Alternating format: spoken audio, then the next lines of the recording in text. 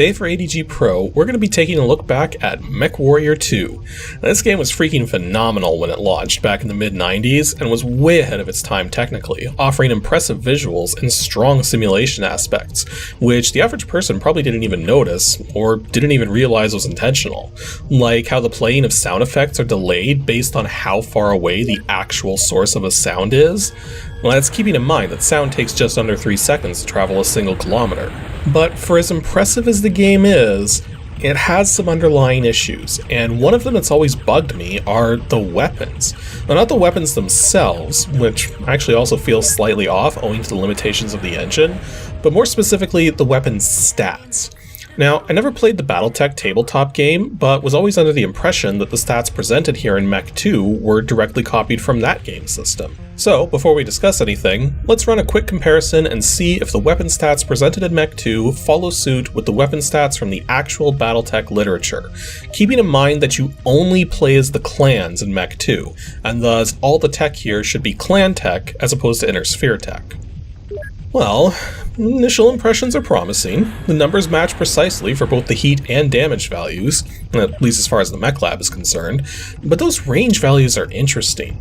A Mech 2 is measuring in meters, but since the tabletop game measures range in terms of hexagonal grid spaces, we're going to need to convert those, and my research states that each grid space in the BattleTech tabletop game represents 30 meters. So we just multiply these values by 30, and there we go.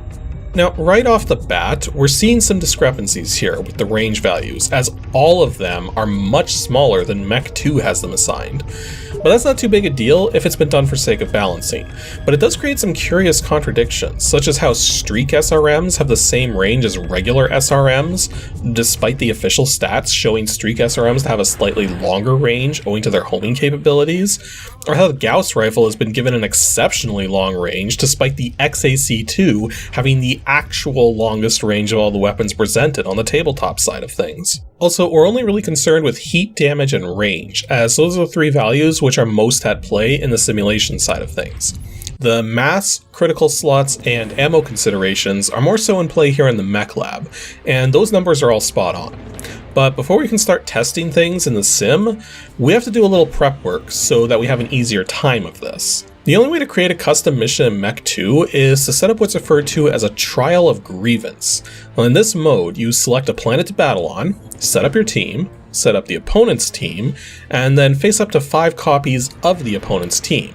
Typically only one set of them at a time, though if you shoot any of the opponents who haven't started up yet, they'll enter battle prematurely to take you on. What we want to do is set up an opponent that's slow and bulky, and not only won't get in our way, but could be used for target practice. So I put together a direwolf mech with the worst engine the game would permit, and stripped it of all of its weapons.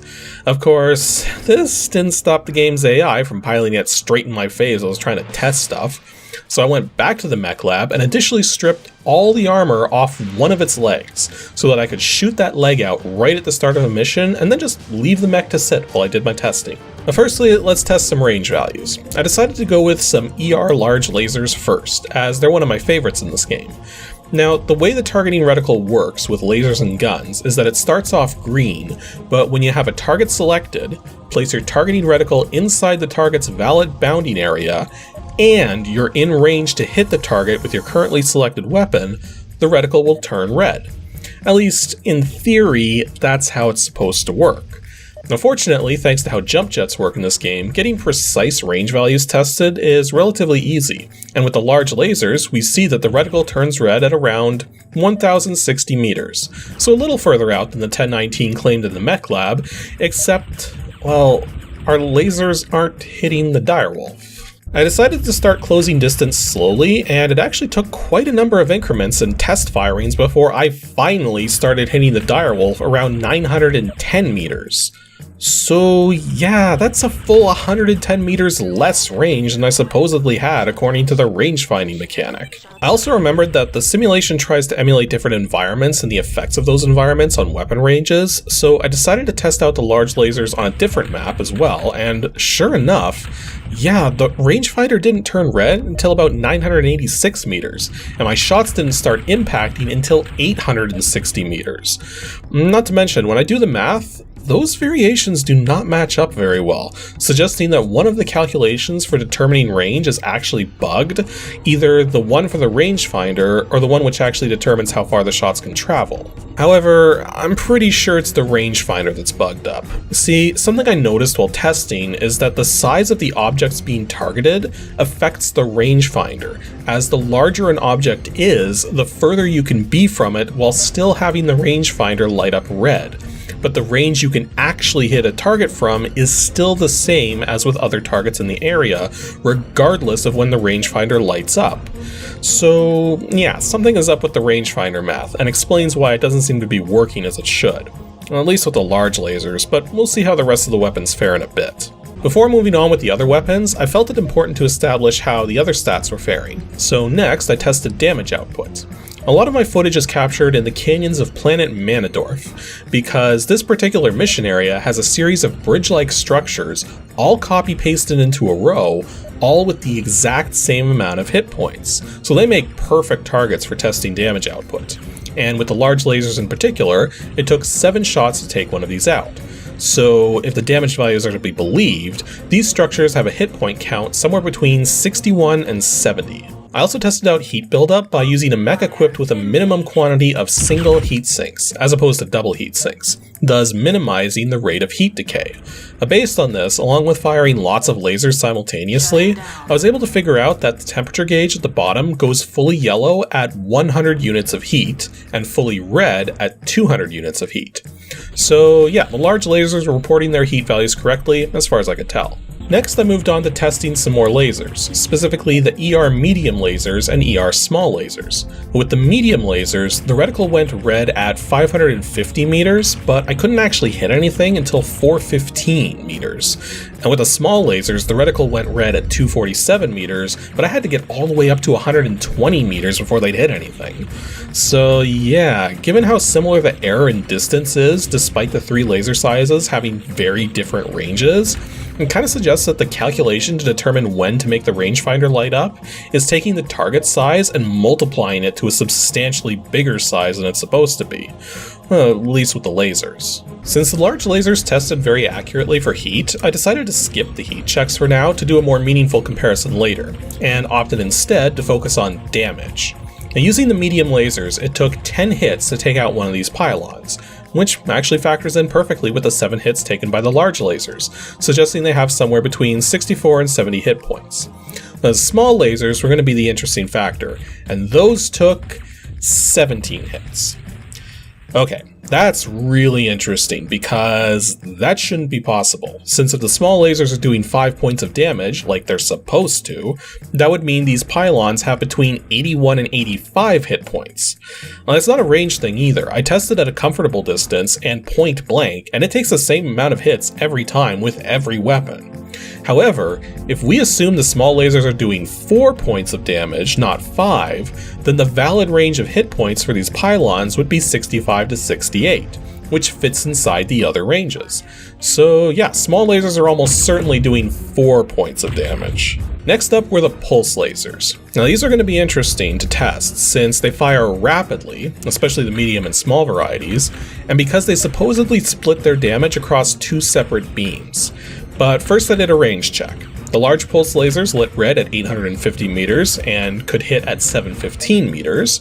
Medium pulse lasers lit red at 395 meters and could hit at 395 meters. Wait, what? Yeah, that caught me completely off guard after seeing all these laser weapons fail to calculate range appropriately. All of a sudden, the medium pulse lasers are calculated perfectly. And actually, the shots even hit a few more meters away at 400 meters, but sporadically, so 395 is definitely the safer range. But still, what makes this even crazier is that it's very close to the 408 value reported in the MechLab for range. So yeah, that kind of goes to show that there's a lot more going on under the hood, and probably a lot more manually entered and incorrect values than expected. As for the small pulse lasers, they lit red at 197 meters and could hit at 197 meters. So yeah, despite being shown to have a shorter range than ER small lasers, lasers, the small pulse lasers effectively have longer range than the small lasers. I'm also positive that this was completely unintentional. I also tested the ER PPCs on this particular outing to round out all the energy weapons, and this had one of the biggest range discrepancies of all. Despite being given a range of 746 in the MechLab, and having a range just slightly less than the ER large lasers in the tabletop game, here in Mech 2, the reticle lights red at 1280 meters and can hit from 1200 meters away, giving it way longer range than it's supposed to have. And granted, they were also given a very slow rate of movement, so they can be kinda hard to hit with from that distance. Measuring the damage of these weapons is going to be interesting though. Now let's start with the large pulse lasers. Now remember, the damage is split evenly between both shots fired, so the large pulse lasers should be able to take out a pylon in 14 hits, or 7 salvos.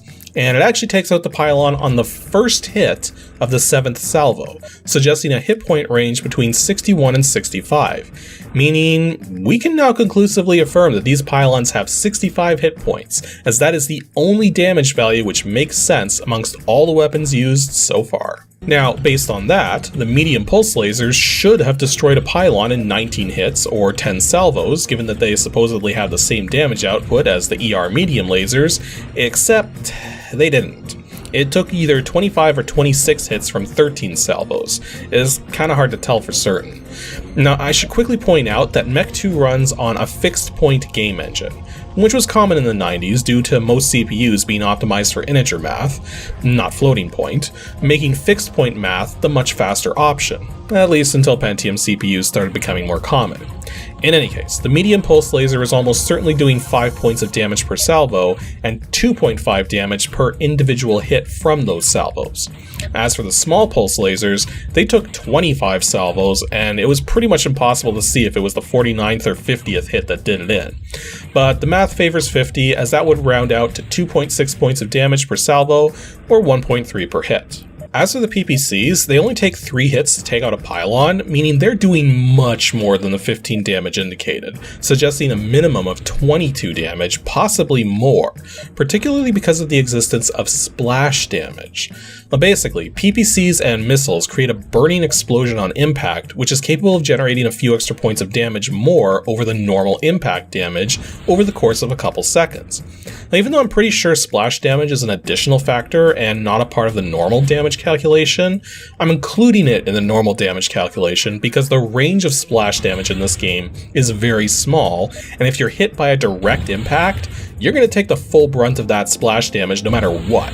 Well, unless you're moving extremely fast due to jump jets or a high top speed from a light mech with a powerful engine. Anyways, time to move on to the guns. Now first up, the Gauss Rifle. I was curious about this one the most because it supposedly has a range limit of 1820 meters, which is way further than it's supposed to have. Now I tried to test this limit out in the canyon, but didn't have enough space to move around, so moved out to the Garstead ice plains instead, but ran into a couple problems. The first is that the targeting range on this planet is limited to 1750 meters. Yeah, every planet has a limit as to how far away something can be and still be targeted. Beyond this range, active targets are lost, and any attempts to manually target will fail. Now, the other planets have their own range considerations as well, so it wasn't really possible to reliably test the Gauss Rifle's range. However, even at 1750 meters, there was another problem, and this is one of those things you really don't think about because you're never supposed to even realize it's happening. Convergence. See, in many first-person games, in order to improve the accuracy of your weapons, it's assumed that whatever your targeting reticle is hovering over is the intended point of impact when you fire your weapons, thus your shots are automatically fine-tuned to hit that spot. MechWarrior 2, however, has an interesting way of calculating convergence, as it will calculate it precisely if your targeting reticle is over top of or near a valid destructible object. However, if you move your mouse away from the object, the convergence will slowly drift back to default over the course of several seconds, with default convergence being the range limit of the weapon. Now you can see this effect in action by equipping yourself with a couple small pulse lasers, one in each arm, use the backslash key to engage all firing, get up close to a stationary mech, come to a stop, point at it, then immediately point away and start firing the pulse lasers. And then just watch. You'll see the pulse lasers cross paths at first, with that intersection drifting further away, until finally they end up converging at the range limit instead. But these conversion calculations are bugged at extra long range. If I try to aim at this direwolf with the Gauss rifles at the targeting range limit, the shots converge far sooner than they're supposed to, and end up completely missing the target. I had to close in to 1500 meters distance before the convergence started doing its job properly. But at least the Gauss rifles actually hit at that range, so given the convergence issues, the actual useful range of this weapon is effectively 1500 meters. As for damage, they take out the canyon pylons at only 3 hits, so must be doing more than 15 points of damage, with a minimum of 22. Though again, it's hard to know exactly how much, at least for now. Next up we have the machine guns. Now these are normally supposed to be used for dealing with infantry or elementals, but can actually be surprisingly effective here in Mech 2 due to their sheer rate of fire. Granted, they still have pretty short range, with the reticle turning red at 183, but effectively giving 175 range, which, amazingly, is the exact value reported in the MechLab. As for damage, this was going to be a bit difficult to measure, so I went by ammo consumed, and it took exactly 50 rounds of ammo to take out one of these canyon pylons, which... actually, that's kind of interesting. If the machine guns are indeed doing 2 damage per round of ammo, that would mean the pylons have 100 hit points, not 65. But then that would mean every damage calculation up to this point is wrong. So I had to ask a question. If I were to assign a whole number to every damage value for every weapon up to this point, including the individual beams fired per pulse laser salvo, while assuming these pylons have 100 hit points, would all the testing so far still make sense? The answer is yes. If I increase the calculated damage value so far without splitting anything into decimal values, all of the weapons make sense when assuming these pylons have 100 hit points. This means nearly all of the damage values reported in the MechLab so far have been lies. In fact, armed with this knowledge, I was able to go back and more precisely determine the damage values of the PPC and Gauss using the machine gun to assist, and came up with 36 for the Gauss rifle and 34 for the PPC. Anyways, let's move on to the autocannons, as there's 8 of these things, and going through all 8 of them isn't going to be the most pleasant experience. However, as I was testing them all, I noticed that the ranges for the reticle turning red and for actually being able to hit were all very close to the values reported in the MechLab, so I decided not to get too fancy with calculating those precisely, and instead wanted to focus on damage. And in particular, one question I always had was, what is even the difference between the Ultra autocannons and the LBX autocannons? I mean, I know what the differences are in the lore, but I wanted to know the functional difference here in Mech 2 beyond range, weight, and critical slots. Well, after some extensive testing, I will now show you precisely all of the differences I discovered on screen. Yeah, I found no functional differences whatsoever. The XACs have better range, produce less heat than the UACs, but take up an extra critical slot. That's the only difference between them. The amount of damage, the rate of fire, how the damage is applied to enemy mechs, all of that is the exact same between the two. So, armed with that knowledge, I did my damage testing and came up with the following values, which actually tie in almost perfectly with the notion that these weapons are all relative to each other in terms of damage output, but for some reason, the AC5s were doing 1 point less damage than expected, at 14 instead of 15, which actually suggests I might have all of my damage calculations at double the values they should be. In which case, these pylons would have 50 hit points. But let's keep going for now and see if that becomes a factor while testing out the missiles. So the missiles are interesting in a number of ways. There's technically only 3 kinds of missiles on offer: SRMs, Streak SRMs, and LRMs, but they come in modules that can fire larger and larger quantities at a time at the cost of more heat per launch and longer reloads. Actually, the SRM-6s in particular are a bit of a joke, since their ammo limit gives them less total damage per ton of ammo than the other SRMs because of how ammunition is tracked per weapon in this game, whereas in almost every other game based on BattleTech, ammo is tracked as a global quantity for all weapons which use the same kind of ammo. In any case, the weapon ranges here once again work out to be close to what's expected, with the SRMs all reporting able to hit at 529 meters, except, for some curious reason, the SRM2s have slightly more range than the SRM4s, which also have slightly more range than the SRM-6s, but we're only talking a total difference of 29 meters between the three of them, so it's not really that big a deal. LRMs all trip at 1,000 meters exactly, and also have a range of exactly 1,000 meters. So hey, that one's actually not a lie, at least for the moment. And as for the Streak SRMs, these are kind of interesting in that if you fire them without a target lock, they're affected by gravity. But what's fun about this is you can use them ballistically if you're so inclined and still hit things with them. Oh, naturally, this would be really stupid to attempt in an actual firefight. With a target lock though, their numbers are accurate too. 497 for lighting up and 497 for actual range. In terms of damage, this really surprised me because the SRMs are, well, kind of weak. The SRMs are only doing 6 damage per missile, while the LRMs are doing 4 damage per missile. The SRMs are supposed to be twice as powerful as the LRMs, but Mech 2's made it so that they're actually only 50% stronger. Not to mention, having 4 damage per missile on the LRMs makes them ludicrously powerful. That means a single long-range missile has the same destructive potential as a full salvo from a small pulse laser. Whereas, if you go back to the tabletop game stats, you see that it takes 3 long-range missiles to equal the damage of a salvo from a small pulse laser. But, that said, there is one interesting drawback to the LRMs in particular. Technically also the SRMs, but you have to be boating them pretty hard to run into this issue, and that's the active missile limit. See, there's a limit as to how many missiles a mech is allowed to have airborne at a time, and that limit happens to be 48. Now, difficult to hit that limit with SRMs, but with LRMs, it's a different story. Firing off more than 4 LRM-10s, 3 LRM-15s, or just 2 LRM-20s at a time, and you'll hit this limit and not all of your missiles will be launched. But all of the ammo needed to launch them will absolutely be consumed. Generally speaking, to avoid hitting this limit, you want to slowly chain fire your missiles instead of firing them all at once. And I should also point out, this limit only affects missiles.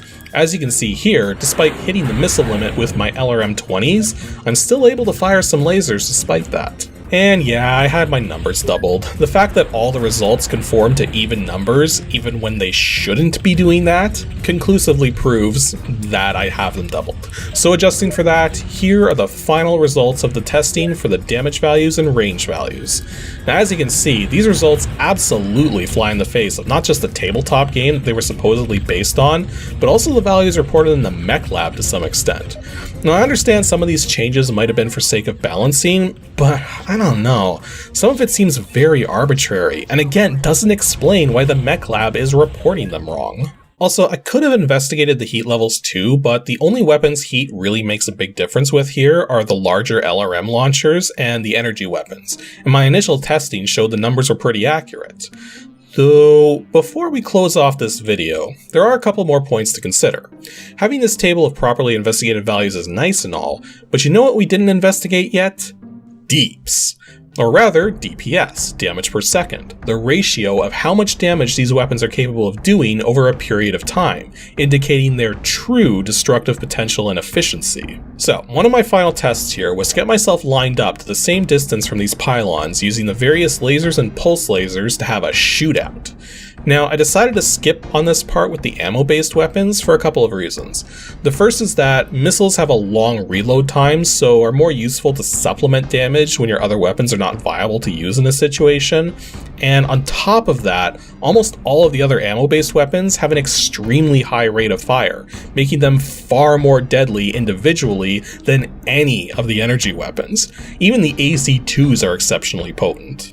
Now, the way this is going to play out is that each screen is going to start the instant the reticle turns from a red cross to a yellow diamond to indicate the weapon is now firing, and timing will end the instant the pylon explodes. So, everyone watching, time starts now.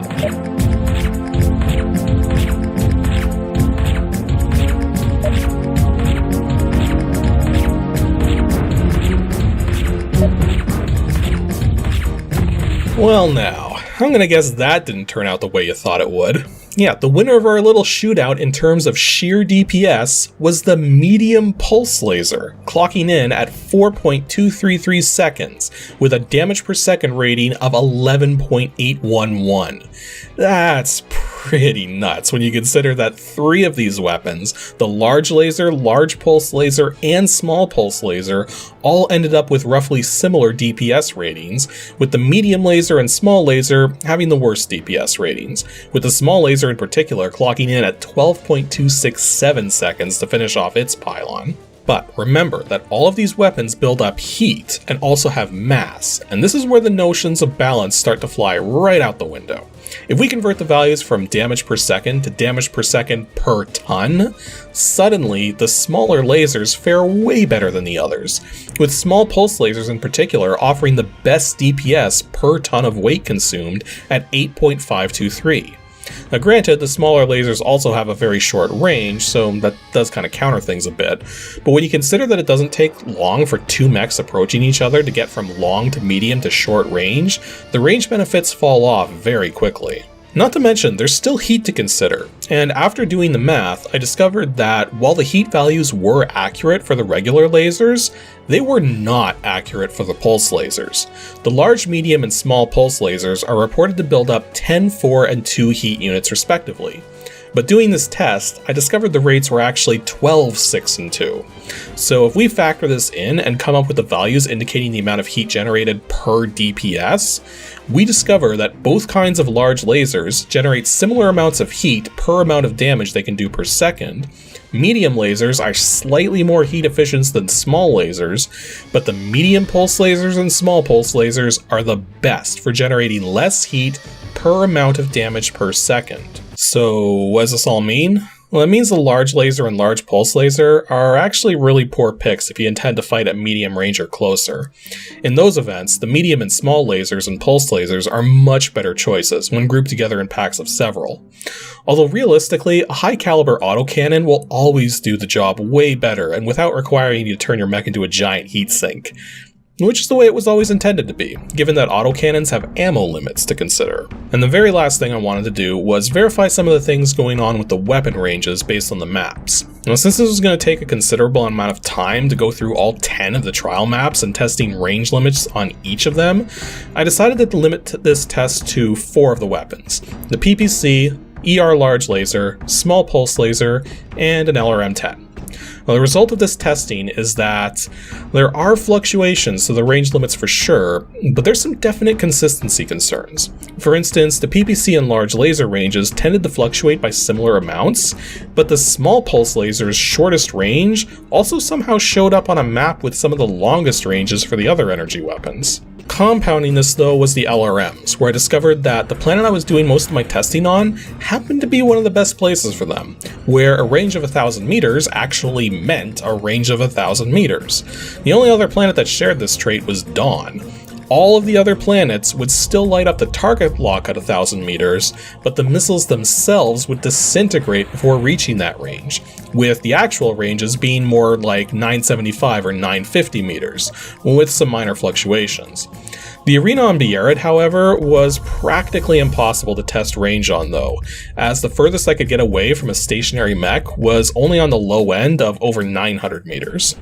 I noticed a couple strange restrictions while doing all this too. Byarid's limit of only 1 mech per side is pretty commonly known, but Planet Bone Norman has a weight limit of 80 tons per mech for the player's team, and not for the opponent AI. But in any case, I think that's enough testing for one day. I'm glad to finally confirm though that I wasn't crazy. There was absolutely some shenanigans going on with the stats here in Mech 2, with pretty much every single weapon having some degree of falsehoods going on. Now, MechWarrior 3 got a lot more serious about getting the stats right compared to the tabletop game, and then MechWarrior 4 came up with a brand new set of stats which made way more sense in terms of balancing a simulation game as opposed to continuing to try to get the stats from a turn-based game to make sense. And as for MechWarrior 5, I haven't played it yet. Well, I do intend to, just haven't gotten around to it. Anywho, that'll be all for this episode of ADG Pro. Next Saturday will be a standard review, episode 265, where we're going to be witnessing a glorious battle between a heavily armed spaceship and a German Fokker DR-1 triplane. Yes, really, there's a game where you can do that, so be sure to stay tuned to see what game even makes such a fight possible.